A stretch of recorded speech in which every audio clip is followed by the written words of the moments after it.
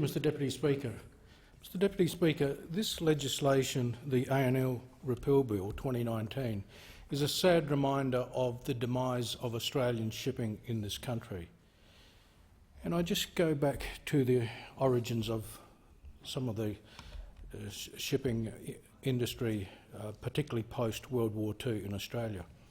Immediately after the war, the Australian Shipping Board was established to operate an Australian national fleet. In 1956, the Australian Coastal Shipping Commission took over the Australian Shipping Board operations. At the time, there were some 42 vessels, mainly cargo ships and bulk carriers, that operated in our waters. In 1989, the Australian National Line was established, and that took over from the Australian Coastal Shipping Commission. In 1998, the Australian Government sold the Australian National Line, at least sold the business and the trading name to the French company CMA-CGM, and that was effectively the end of a national shipping fleet in this country. At the time of the sale, ANL operated 12 vessels. It had been reduced to a very small player in the shipping market. It was also argued at that time that ANL was no longer viable and had been operating at a financial loss.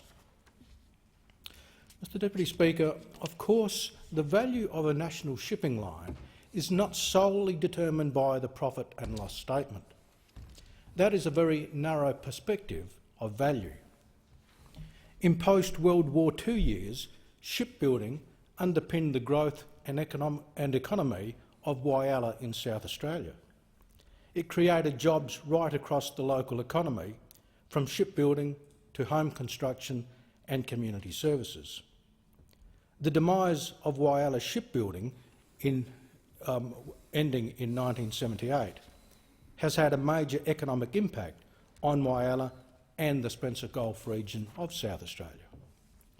More broadly, a national shipping line creates Australian maritime jobs that not only employ Australians, but importantly those crews pay tax to the Australian government, unlike the crews of all the other vessels that are not Australian-owned that operate in our waters.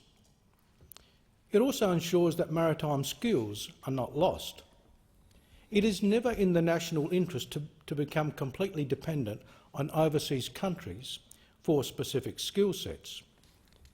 We are already seeing that with so many other skills, where Australia is becoming dependent, indeed reliant, on skilled workers from overseas, simply because industries in this country have closed down or because we have stopped training people in this country through the cuts made to vocational education training institutions in this country.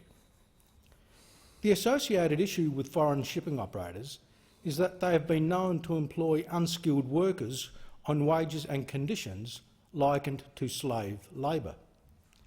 Slavery in the Western world was outlawed 100 years or so ago, but yet as a nation it seems we turn a blind eye to slavery and worker exploitation by outsourcing to overseas entities work that could be done by Australians.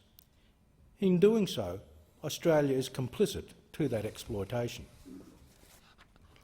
There is, of course, a national security value associated with operating a national shipping fleet, as other speakers on this side of the House have already pointed out. In times of conflict or natural disasters, it is reassuring to know that as an island nation, so dependent on overseas exports and imports, that we have some national shipping capability. That's why in the lead-up to the May 18 election, Labor had committed to establishment of a strategic fleet of Australian flagged vessels and to stop the abuse of temporary licences, which this coalition government has so willingly been prepared to issue. Mr Deputy Speaker, in the midst of so much instability in the Middle East, and every day we hear new stories about what is going on there, Australia has around 3 weeks of fuel reserves in stock, effectively leaving Australia dependent on both the supply and the transport of fuel on overseas operators. A fuel shortage would cripple Australia, yet we do not even have the ability to guarantee the transport of fuel from overseas because there is no national shipping fleet.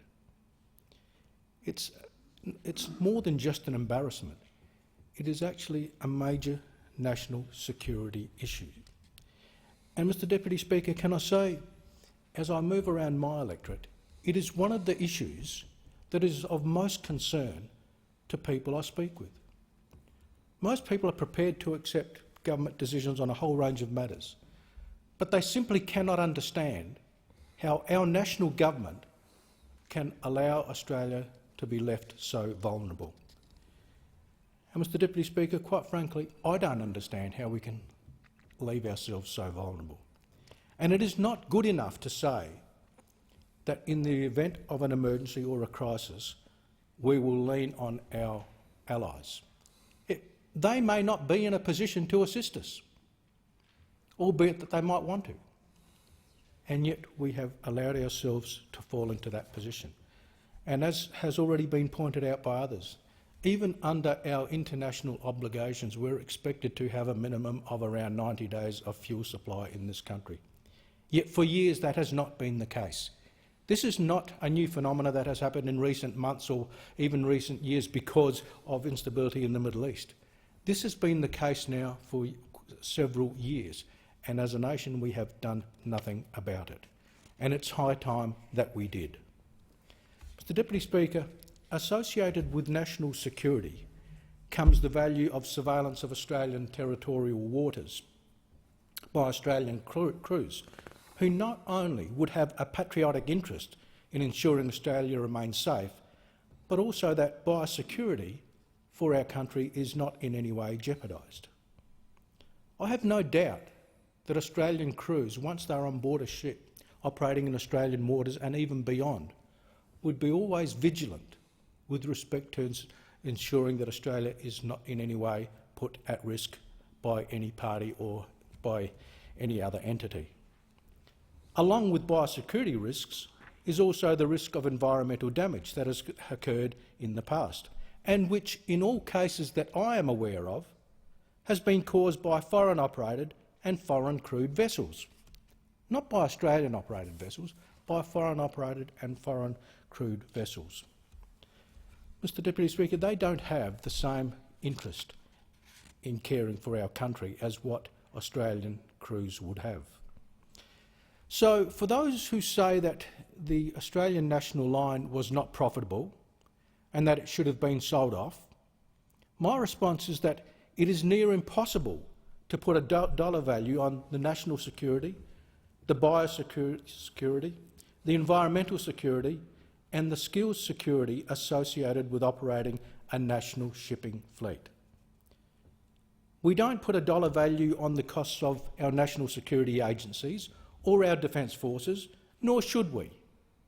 And likewise, we should not always simply dismiss the dollar value of entities because of the book value at the end of the financial year. Likewise, Australia should not ignore the national security value of maintaining a shipping fleet, which has several other benefits for the country other than just the transport of cargo. One of those benefits I'm going to refer to is that related to the transport of livestock from this country to overseas destinations. Now, it was only last month that this Parliament passed legislation to appoint an Inspector General of live animal exports. That appointment was made necessary because of the live animal export abuse that had occurred for many, many years in this country, particularly with respect to the exporting of sheep.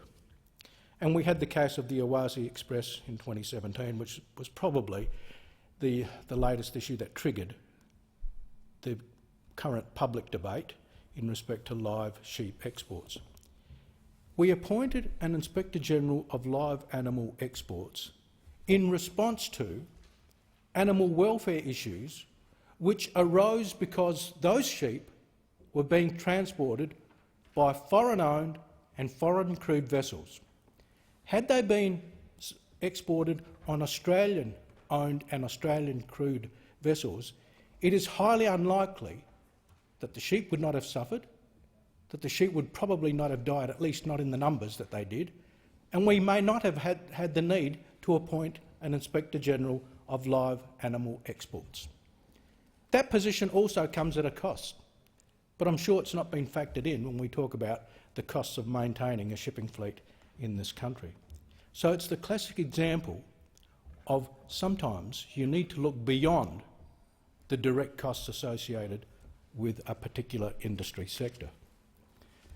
The Deputy Speaker, as other speakers have already pointed out, 99% of all imports and exports to Australia are transported by ship. Now, it's also been said that Australia is an island nation, and that's absolutely true. It's been said time and time again. But more than that, it's an island nation that imports and exports a considerable amount of products every year. In fact, we are the 4th largest shipping freight task in the world. Our whole economy depends on the exports from this country. And we are one of the biggest exporters of minerals and gas and the like, not to mention the imports that we now have to bring in from overseas, literally on a daily basis. Yet Australia has no input into the transport of those goods, whether it's imports or exports. It's all managed by overseas entities. I wonder how many other countries would allow themselves not only to be so vulnerable, but to miss out on such an important industry sector. I doubt that other countries who had the same opportunity as Australia to develop an industry based on shipping exports would not have done so. Yet we in Australia are prepared to miss out on those opportunities because we simply look at the bottom line dollar to a particular industry sector.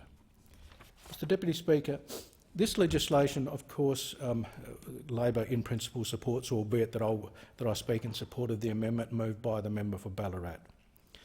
But it certainly highlights the bigger issue here, and that is the issue that we as an island nation have allowed ourselves to become so dependent on other countries for the import and export of our goods, goods which sustain our economy, goods which create opportunities for us to build our economy on, and goods which we should always be in control of. The question is that the amendment be agreed to, and I call